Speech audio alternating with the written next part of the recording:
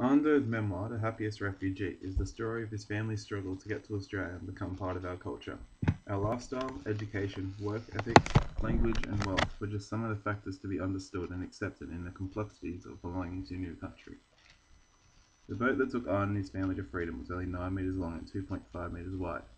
Aboard it were 40 people.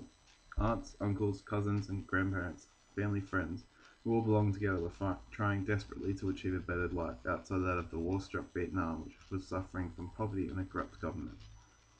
After being at sea for 5 treacherous days and being attacked by pirates twice, a friendly German vessel finally picked them up and took them to their new home, Australia. After their arrival, life was hard, an endless succession of backbreaking labour and crowded rooms. Ando arrived in the country when he was just 4 years old. His mother and father, not belonging in the Australian workforce as they could neither speak nor transcribe English, were underpaid, and a get by with what you've got approach was established. However, they were still grateful. The love Arne and his family have for this country originates from the organisations such as St. Vincent's, who offered the family free clothes. What a great country is repeated several times by many of the family. This demonstrates they were still extremely grateful for what they had, although most Australians would classify this as below the poverty line. At school, trying to be normal was Arne's main goal. A great example of this is when he found a green chip in a bag of chips he had bought. He sent it into the company and got 30 packets sent back to him, completely free of charge. This is the extract from the book. For a week, I had the same chips as everybody else at school. Instead of the no-frills variety that I used to eat really fast, so I could dispose of the black and white bag. I sauntered out at recess with my big packet of branded chips and ate them proudly in front of the other boys, offering them to friends like I was all cashed up. For a week, I was normal. For Arne, to belong mentally to the social group of his schoolmates, he wanted to be able to show he was just like them. He might look different and talk differently, but these chips allowed him to comfortably belong in the school society for a week, and he was grateful for it. His main role models, his parents, influenced his attitudes to life. "You can do anything," provided by his father, and "look after those less fortunate," by his mother, shaped the life of him and his brother. Through belonging to these family expectations and principles his whole life, he was able to become a comedian straight out of law school, and his brother Carl achieved the Young Australian of the Year award in 2005. Ultimately, his family defined who he is. Only one section in the book describes racism towards Arne in his childhood.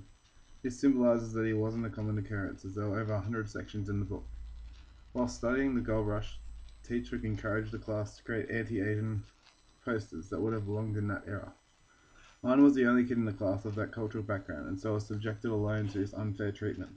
It was his first experience of racism, and it made him feel terrible and like he didn't belong in the class.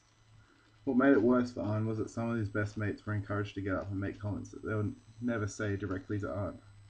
Not knowing how to counter this complex issue of not belonging in his teacher's perfect world, Arne was determined to excel in this subject. His eventual success broke the barriers between the teacher and himself. By the end of the year, he belonged in a class with the rest of his mates.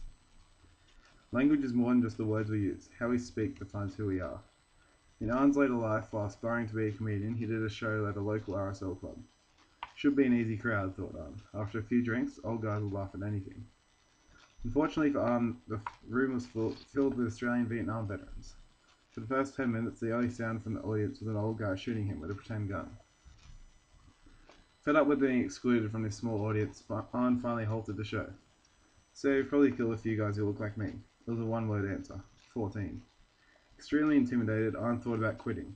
However, he continued, telling jokes to try and prove he was just a regular Aussie. Footy, farming, and Kiwi jokes soon won them over. Finally, after over 15 minutes of a comedian's worst nightmare, Arne was accepted by a potentially hostile crowd, and he belonged. Arne's struggle to survive in Australia after coming as a refugee was a huge, complex learning curve which regular Australians could not comprehend. After battling exclusion at school, racism, cultural and communication barriers, and being constantly discriminated against in the workforce with low wages, Arne now finally belongs in Australia after becoming one of the most well-known comedians in the country.